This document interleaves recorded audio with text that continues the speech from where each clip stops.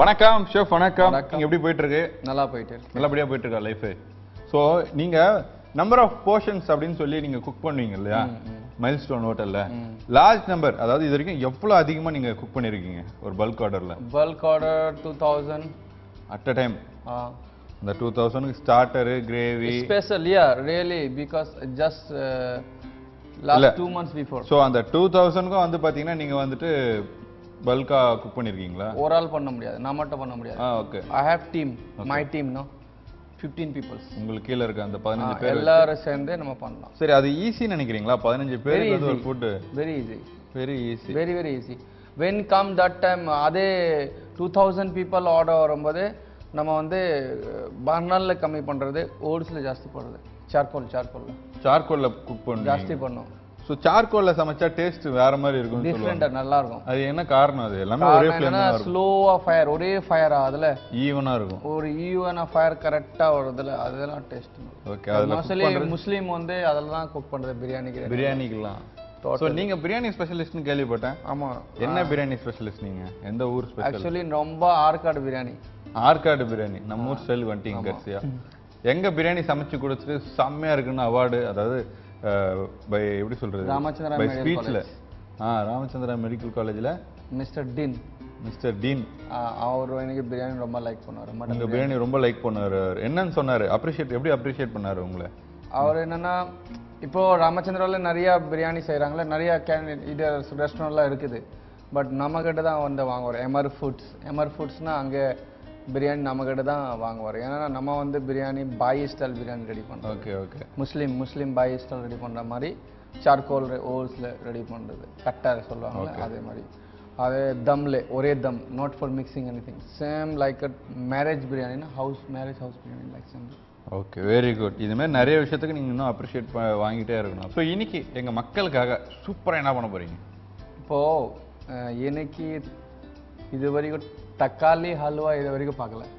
தக்காளி ஹல்வா ஆமா. ஓகே. எல்லா ஹல்வா பார்த்துருக்கோம்.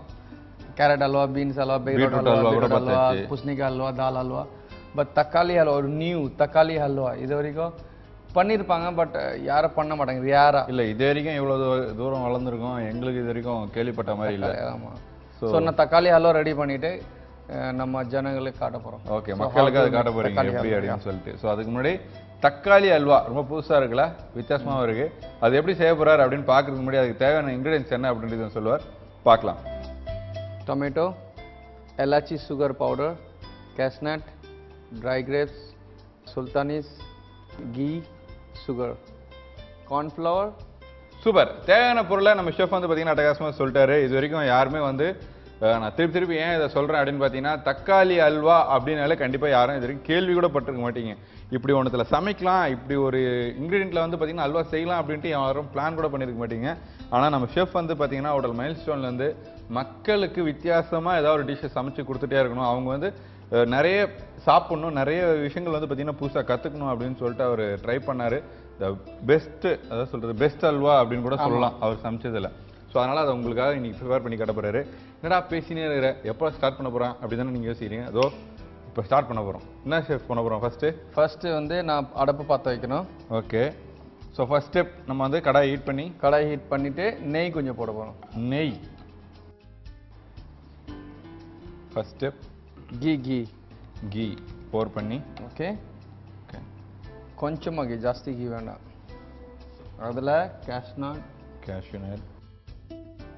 லைட் கேஷ்நட், ஹாஃப் இது, ஹாஃப் கேஷ்நட், காஞ்ச திராட்சை. இது என்னது? சுல்தான். we calling for வல்ரி வதை. ஓகே, வல்ரி வதை. ஸோ வெள்ளரி விதை அப்படின்னு கூட சொல்லலாம் இல்லையா? ஸோ அது 3 நல்லா நெய்யில் போட்டு ஃப்ரை பண்ணியாச்சு. அப்புறம் டொமேட்டோ. இதுலேயேவா?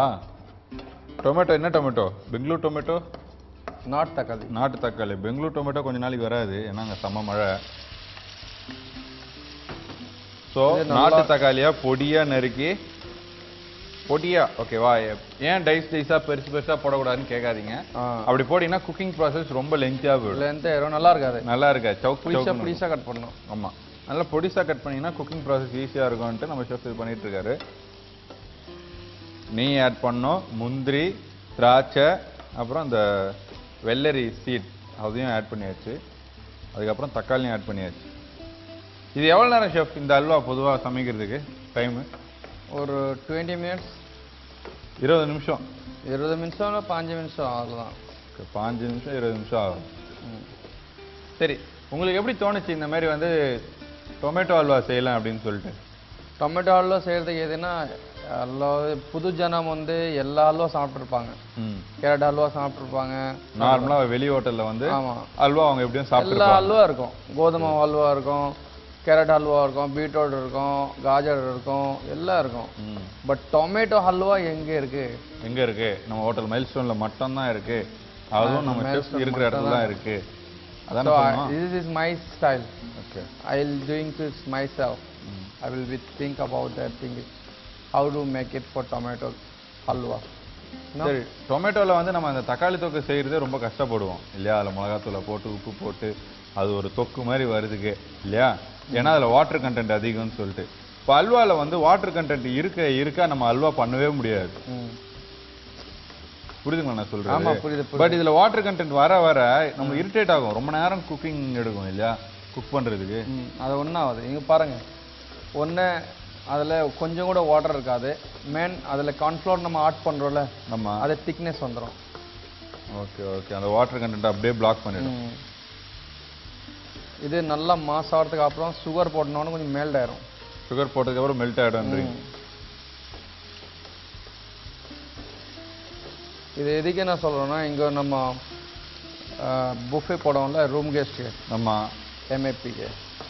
ஸோ அதில் நம்ம டொமேட்டோ அல்வா கொடுத்துருக்கோம். அதில் காம்பவுண்ட்ஸ் வந்து கெஸ்ட் நல்லா இருக்கு, சூப்பராக இருக்கு, அப்படியா டிஃப்ரெண்ட் டேஸ்ட் இருக்குன்னா சொல்லியிருக்காங்க. ஸோ நார்மலாக ரெஸ்டாரண்ட்டுக்கு வந்து சாப்பிட்டோன்னா நம்மளுக்கு டொமேட்டோ அல்வா தர மாட்டீங்களா? கேட்டால் தருவோம். கேட்டால் தருவீங்க.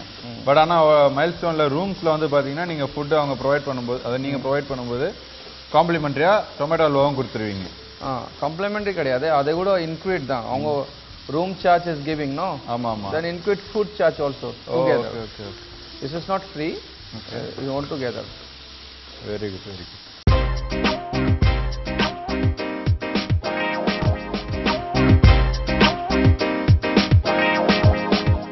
இப்போ பொதுவாக வந்து ஆக்டர் அவங்ககிட்டலாம் ஒரு கேள்வி கேட்பாங்க நிறைய இன்டர்வியூவில். இப்போ இல்லை, முன்னெல்லாம் வந்து பார்த்தீங்கன்னா நீங்கள் வந்து ஒரு ஆக்ட்ரஸாக ஆகலைன்னா என்ன ஆயிருப்பீங்க இப்போ அப்படின்னு சொல்லி அவங்க சொல்லுவாங்க. டாக்டராக இருப்பேன், இல்லை நான் வந்து ஒரு அம்மாவாக இருப்பேன் ஒரு குழந்தைக்கு, இப்படிலாம் சொல்லுவாங்க. இல்லை ஒரு ஃபேமிலியில் இருந்திருப்பேன் அப்படின்னு.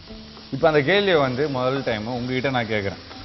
நீங்கள் ஒரு ஷெஃப்பாக ஆகலைன்னா என்னவா ஆயிருப்பீங்க?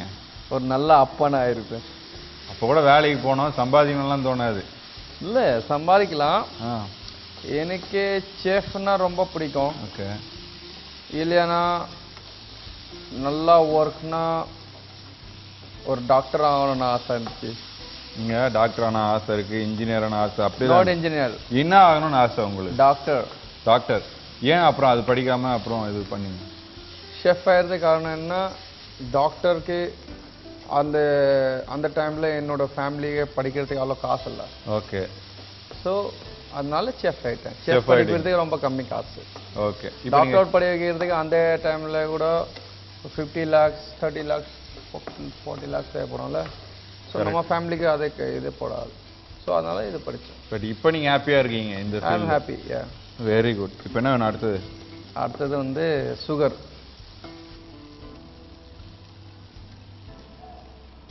சுகர் அப்படியே போட்டு மெல்ட் பண்ணணும் இல்லையா? தக்காளி அல்வா சும்மா தகன்னு ஷைனிங்காக இருக்குது. அப்படியே அந்த சக்கரை மெல்ட் ஆகும்போது வித்தியாசமாக இருக்குது. இப்போவே ஆல்மோஸ்ட் அல்வா கண்டென்ட்டுக்கு வருது. ஸோ இன்றைக்கி நம்ம ஹோட்டல் மைல்ஸ்டோனில் வந்து பார்த்திங்கன்னா ஷெஃப்பு வித்தியாசமாக சமைப்பாருன்னு நம்மளுக்கு தெரியும். எப்படின்னா வந்து நார்மலாக இந்தியன் மசாலாவில் வந்து பார்த்திங்கன்னா சைனீஸ் ஆட் பண்ணுவார், இல்லைனா வந்துன்னு சிக்கனில் வந்து பார்த்திங்கன்னா கான்டினென்டலாக ஏதாவது ஒன்று செய்யணும்னு சொல்லுவார். இது வரைக்கும் நம்ம பார்த்துருக்கவே மாட்டோம். அந்த மாதிரியான ஒரு ஃபுட்டெல்லாம் அவர் செய்வார். பட் ஆனால் டொமேட்டோ அல்வான்றது நம்ம கேள்வி கூட பட்டிருக்க மாட்டோம். அதை இன்றைக்கி உங்களுக்காக செய்கிறாரு அப்படின்னும் போது உங்களுக்கு கண்டிப்பாக சமைச்சு சாப்பிட்டிங்கன்னா பிடிக்கும். ஓகேவா? அடிஷ்னலா நெய் வேணும்னா ஆட் பண்ணலாம்ல? அதெல்லாம் அதை வச்சிருக்கோம். அதான் வச்சிருக்கீங்க. அது ஃபைனல் போடணும். இது நல்லா வதக்கணும். சரி, டொமேட்டோ வந்து நல்லா மேஷ் பண்றதுக்கு நம்ம என்ன பண்ணணும்? மாஸ் பண்ணோம். தக்காளி ஃபர்ஸ்ட் நல்லா ஃப்ரை பண்ணிடணும். அந்த நெய் போடுறோம்ல, அதெல்லாம் நல்லா ஃப்ரை பண்ணணும். அதெல்லாம் நல்லா ஃப்ரை பண்ணால் தக்காளி தெரியாது. இல்லை, நான் ஏன் சொல்றேன்னா, இப்போ நம்ம சாப்பிட்டோம்னு வச்சுக்கோங்களேன், சவுக்குன்னு அந்த தக்காளியோட ஸ்கின் அதெல்லாம் மாட்டோம்ல? மாட்டாது. சுத்தமாக மாட்டாது. எல்லாம் மேல்ட் ஆயிரும். ஸோ அந்த குக்கிங் ப்ராசஸ், அந்த குக்கிங் டைம் மட்டும் நம்ம அதிகமாக எடுத்துட்டோம்னா கரெக்டாக இருக்கணும். தக்காளி கூட கரைச்சிரும், அல்வாவில் மெல்ட் ஆகிடும். பட் ஆனால் இது மாதிரி கிண்டிக்கிட்டே இருக்கணும் இல்லை? விட்டுட்டோம்னா டார்க் ஆகிடும், அடி பிடிச்சிரும். இதில் தக்காளி ஹல்வானா யாரும் சொல்லுவாங்களா? இதையா தக்காளி இருக்குன்னு சொல்லுவாங்களா? யாரும் சொல்லவே மாட்டாங்க. இது ஏதோ கேஷ்நட் இருக்குன்னு சொல்லுவாங்க. கேஷ்நட் இருக்கு அண்ட் ட்ரை கிரேப்ஸ் இருக்கு, சுல்தாப் இருக்கு. ஸோ இப்போ ரெடி ஆயிடுச்சு ஆல்மோஸ்ட். இப்போ என்ன பண்ண போறோம்? இதில் என்ன ஆட் பண்ண போறோம்? தண்ணியா? இல்லை, கார்ன்ஃப்ளவர். கார்ன்ஃப்ளவரா?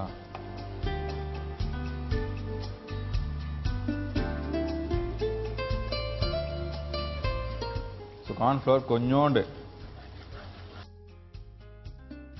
ஸோ கார்ன்ஃப்ளவர் ஆட் பண்ணி நல்லா மிக்ஸ் பண்ணி வச்சு அந்த திக்னஸ் இல்லை, ஃபர்ஸ்ட் அந்த லிக்விட் கண்டென்ட் இல்லாமல் கொஞ்சம் திக்காயிடுச்சு. கேஷ்நட். ஓகே, எல்லா கேஷ்நட் போட்டு, எல்லா ட்ரை கிரேப்ஸ் போட்டு, எல்லா சுல்தானிஸ் போட்டு, கீ நெய் ஃபுல்லாக போட்டு என்ன பண்ண. ஸோ அப்படியே நல்லா ஷைனிங்காக ஷூ பாலிஷ் போட்ட மாதிரி. அண்ட் அந்த ஏலக்காய் இது பவுடர், ஏலக்காய் பவுடர் இது ஒரு பிஞ்ச், 2 சிட்டிகை 3 சிட்டிகை. இது வந்து சர்க்கரையும் ஏலக்காவையும் நம்ம அரைச்சி இது பண்ணியிருக்கோம்ல? ஆமாம். ஏலக்காயும் சர்க்கரையும் போட்டு மிக்சியில் அரைச்சா தான் பவுடர் ஆகும். வெறும் ஏலக்காய் போட்டிங்கன்னா பவுடர் ஆகாது. ஸோ இன்னும் கொஞ்சம் இதில் கார்ன்ஃப்ளவர் போடணும். ஓகே, திக்னஸ் வருதுக்கு. ஓகே ஆல்மோஸ்ட் ரெடியில் ஷெஃப்? இப்போ ரெடி. இப்போ நல்லா மிக்ஸ் பண்ணிட்டோன்னா ஒரு மாதிரி திக் கண்டென்ட் வந்து பார்த்தீங்கன்னா ரெடி ஆகிடும். ஸோ இது வரைக்கும் யாரும் எதிர்பாராத, இது வரைக்கும் யாரும் யோசிச்சே பார்த்துருக்க முடியாத ஒரு அல்வா, அதாவது டொமேட்டோ அல்வா. அதை நீங்கள் நம்ம ஷெஃப் உங்களுக்காக செஞ்சுட்டாரு. ஸோ இதுக்கப்புறம் எல்லார் வீட்லேயும் எல்லா ஃபெஸ்டிவலுக்கும் அல்வாலாம் போய் கடையில் போய் வாங்கிட்டு வாங்க அப்படிலாம் சொல்ல மாட்டீங்க. இதுக்கப்புறம் வீட்லேயே நீங்கள் தக்காளி அல்வா செய்வீங்கன்றது கேரண்டி. கண்டிப்பாக எல்லாருக்கும் பிடிக்கும். இப்போ இந்த அல்வா வந்து பார்த்தீங்கன்னா ரெடி பண்ணிட்டோம். இது அழகாக டிஸ்பிளேல இருக்கிறோம், பாருங்க.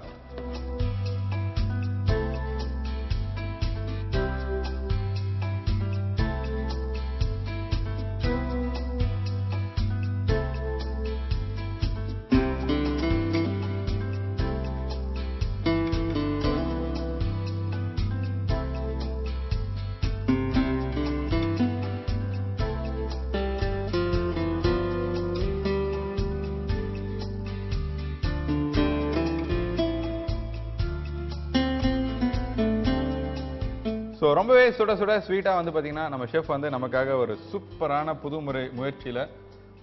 முயற்சியில் ஒரு அல்வா செஞ்சுருக்காரு. தக்காளி அல்வா, டொமேட்டோ அல்வா. இது கண்டிப்பாக உங்கள் எல்லாருக்கும் பிடிக்கும். நீங்கள் இதுக்கப்புறம் குழந்தைங்களுக்கெல்லாம் குழந்தைங்களாம் சில குழந்தைங்களாம் சாப்பிடும்போது தக்காளியெல்லாம் அவாய்ட் பண்ணுறாங்க தெரியுங்களா? இதில் இருந்துச்சுன்னா இதுக்கப்புறம் குழந்தைங்கள வந்து நம்ம சூப்பராக சீட் பண்ணி அவங்களுக்கு தக்காளி இந்த மாதிரி அல்வா செஞ்சு கொடுக்கலாம். ஓகேவா? கண்டிப்பாக சாப்பிடுவாங்க. அவங்கள சொல்லலாம், இது என்ன சொல்லுங்க. சாப்பிட்டதுக்கு அப்புறம் கண்டுபிடிக்கலாம். அவங்க ஸ்கூலுக்கு போகும்போது நம்ம இதெல்லாம் ரெடி பண்ணிட்டு அவங்க வரும்போது கொடுத்து என்ன அல்வான்னு கண்டுபிடிக்கணும். அவங்களும் சாப்பிட்டு கண்டுபிடிக்கவே மாட்டாங்க. அதனா ஃபுல்லா தக்காளி அல்வா முடிச்சிருவாங்க. அதுக்கப்புறம் சொல்லலாம் இது தக்காளி. அதுக்கப்புறம் அவங்களுக்கு தக்காளி மேல ஒரு லவ் வந்து இதுக்கப்புறம் எங்க தக்காளி பார்த்தாலும் சாப்பிட ஆரம்பிச்சிருவாங்க இல்லையா? ஸோ இன்னைக்கு நம்ம மக்களுக்காக ஒரு பெஸ்ட் ஃபுட் கொடுத்துருக்காரு. ஸோ ஷெஃப், உங்களுக்கு மக்கள் சார்பாகவும் கேப்டன் டிவி சார்பாகவும் வாழ்த்துக்கள். டொமேட்டோ அல்வா செய்யறது எப்படின்னு ஷெஃப் சொல்லுவாரு, கேட்டுக்குங்க. பேன்ல வந்து கீ போட்டுட்டு கேஷ்நட், ட்ரை கிரேப்ஸ் அண்ட் வெள்ளரி விதை, தக்காளி போட்டு நல்லா மாஸ் பண்ணுறதுக்கு அப்புறம் சுகர் போடணும். சுகர் நல்லா மிக்ஸ் ஆயிடுச்சுன்னா எலாச்சி பவுடர் மேலே போடணும். எலாச்சி பவுடர் போட்டதுக்கு அப்புறம் நல்லா டைட் ஆகிறதுக்கு அப்புறம் எடுத்து வச்சுட்டா தக்காளி ஹல்வா ஸ்வீட்டாக ரெடி.